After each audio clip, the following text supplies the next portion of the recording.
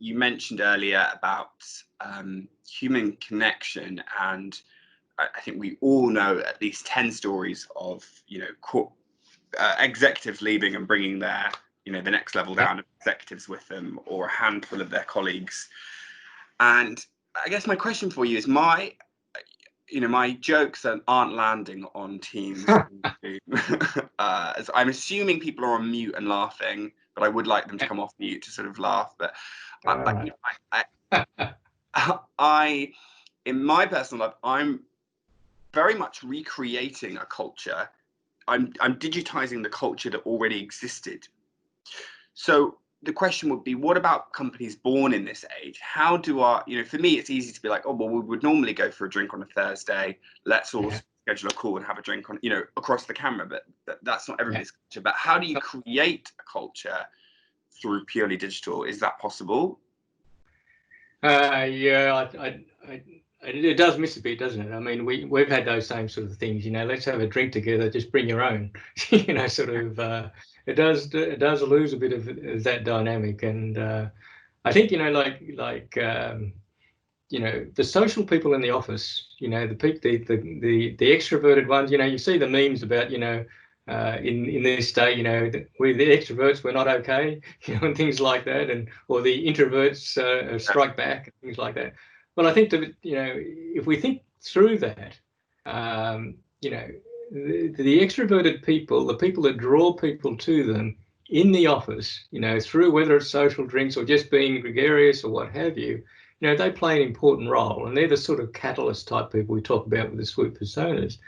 But there can be too much of a good thing as well, So, when you build those sorts of cliques in the office, it's often the quieter people that start to lose out.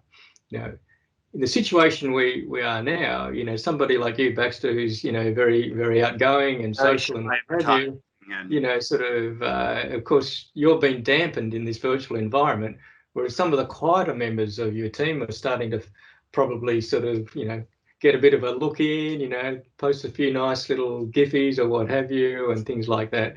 But in a more serious note, I think that, with our organizational network analysis work, some of the most endearing things studies we did was when we discovered through our network analysis who the quiet achievers were, right? So these are people that weren't. Let me just tell you a little story about one, which actually ended up being published in a finance magazine a little while ago.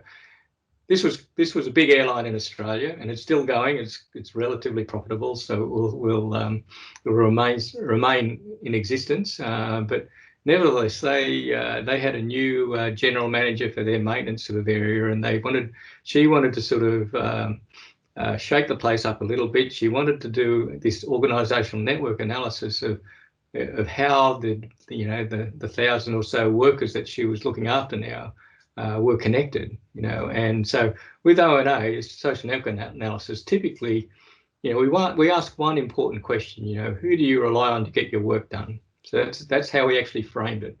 And we ask other questions, but that was the main question that we took notice of. And what happens is that you nominate 5 or 6 people that you rely on to get your work done. And of course, the way the science works is that the ones that get nominated the most are the most influential, right? And it's peer voted, right? So it's not sort of reputation or anything like that. It's just that you've helped me do my job. That's why I'm nominating you. Now, interestingly, you do find a reasonable number of line managers in that list that come up, but you always find some people that nobody knows, right? And when I was looking at the data, and actually, interestingly, Kai did most of the survey work, I was doing the analysis, so I didn't know anything about the context. I didn't know the names of the people or what have you. I was just crunching the numbers. And I was saying, look, there's this one guy here that seems to have all the same influence as these top 5 people that all sit on the top layer or 2 of the management. And I said, who is this person? And anyway, I went along to a couple of the meetings, and they were doing these change meetings every layer. And I say, who is this person? And they're in your business line. And the first layer, they said, we've never heard of him. We've never heard of him before. So we go down to the next layer. So this is like 2 layers down from the general manager. And it's the leadership team of that unit. And saying, who is this person? He's got an incredible sort of reach, in this organisation. And they said, well, we don't know who he is. We've never heard of him. And then one guy walked in late. He was the business improvement part person on the team. So he was a bit more broader and diverse. He says, I know that guy. He works in the store. And they all looked at him and said, he works in the store? Sort of, yeah, he's the guy that when parcels come in, and he looks at the parcels to see that, they're all being wrapped properly and what have you, parcel the compliance regulations, and then he'll ring up the people that have ordered it and tell them to come and get it. But he's got the sort of authority to send it back to the supplier if it doesn't meet certain regulations or what have you. And of course, people that have ordered these goods get very upset, So anyway, he said, this guy is really helpful. He sort of, when they run into these things, he just seems to be able to sort things out. And I said, well, he's only a storeman. Why wouldn't, if they had any problems with him, why wouldn't they just go to his boss or a storeman? And he said, well, his boss is an arsehole. They don't want anything to do with him. They sort of, and he sort of helps them. He'd only been there for like 5 years or something. Everybody else had been there 30 years, So, and in the end, the general manager brought him into the change program because he had such a network operating across that whole division, and nobody knew him. So now he's not the only one we've found, right? We've found many people operating down at the working levels that play those roles that are just unheralded, and it's quite gratifying to find them. So I think, the introverts, they deserve their day, and I think when you run something like a social network survey, it's a very personal vote of confidence. You can't game these things. It's not easy to game them anyway. You'd have to go polling or politicking to get people to vote for you if you wanted to look good. So it's very exposing. So I think there's been a leveling in the workplace. Yeah, you can find those stories of kind of heroes among the business that often you have maybe less glamorous jobs than you would imagine. And I know at the Fall in Love with Yammer webinar that there was a great one from Selfridges around a guy who just takes pictures of the kind of scenes that on his security guard, the scenes that unfold at the front door and the happy moments and the drunk louts and all of it. And people want to see that content from him.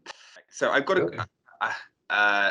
at least a penultimate, if not final question for you. I can't promise I don't have a follow on, but I am the CEO or the chief HR person of this organization. And one of the worries that I have is that the CEO will go, do you know, I didn't mind working from home 2 days a week. Ergo, I'm going to make the rule for everybody in my business. We now work from home 2 days a week. And I guess, what's your advice to the C-suite in terms of what data they should be looking at to influence policies, whether that be, you tell me, but how, if I'm an organization and CEO and I think I want to learn something from this period and I want to put it into something practical like a policy, what would your advice be to me?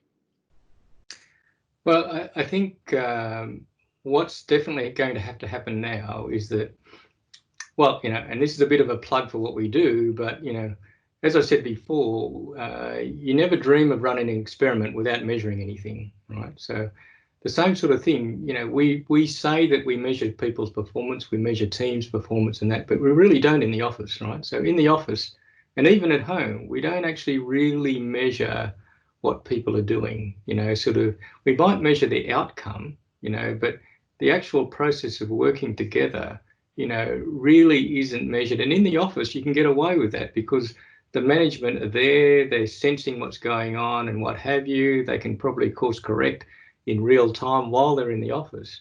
But when they're not in the office, then they don't have that advantage of being able to do that personal monitoring, if you like, that visual monitoring that's available to you in the office isn't available to you online. I mean, there's little sensing things obviously that you can get, but they're a lot poorer.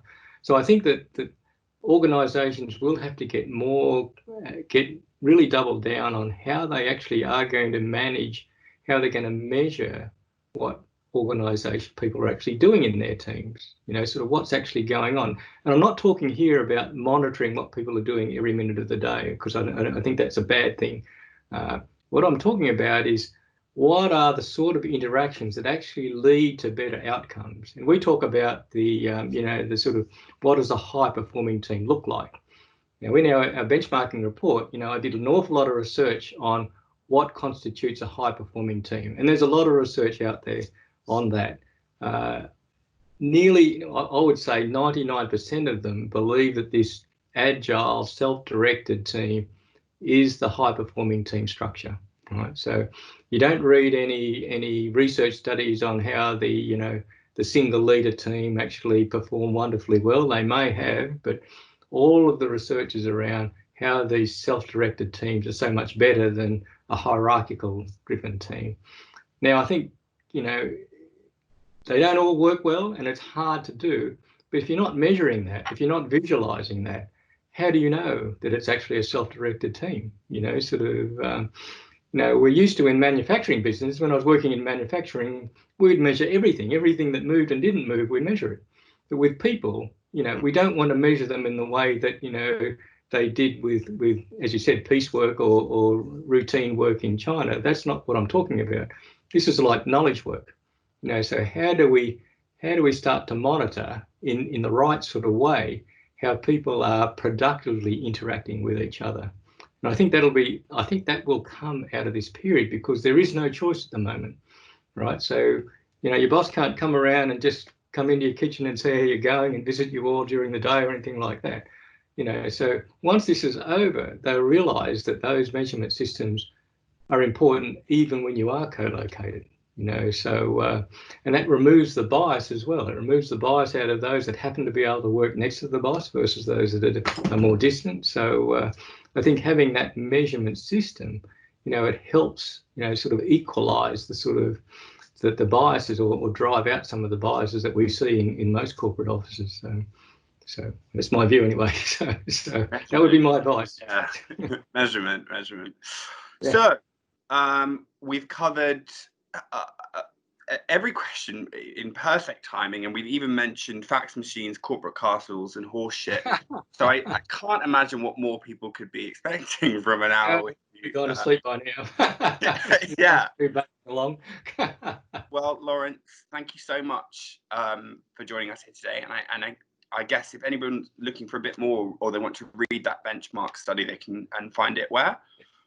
Yeah, just on the website. If you go to the website, it's nearly 90 pages, so it's packed full of research, numbers, case studies, all sorts of things. A good thing to read in a lockdown, when you get into a quiet period. So yeah, and of course we've got lots of shorter versions and extracts and blog posts and videos and stuff. So if you don't have the patience for a long read, there's other things. Swoopanalytics.com, isn't it?